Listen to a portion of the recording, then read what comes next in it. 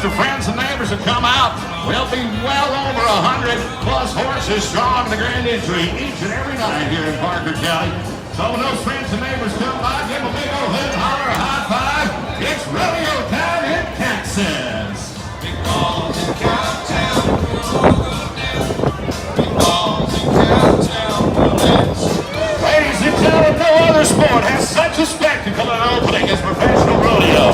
Those beautiful banners and cowboys and cowgirls is one of the oldest traditions in our sport. Back before they had all the modern day sound systems, so on and so forth, it was an opportunity for rodeo fans to meet and greet their favorite cowboys and cowgirls and see those that were going to be in competition.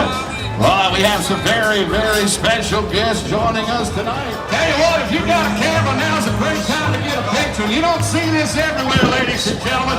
100 plus strong in our grand entry tonight from all walks of life all around this great area of Texas.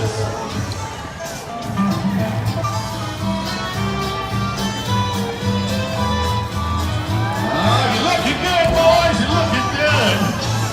there's widening and stretching, communication. We want to say a special thank you to Horseman Supply, our official specialty sponsor, bringing all these beautiful, beautiful cowgirls.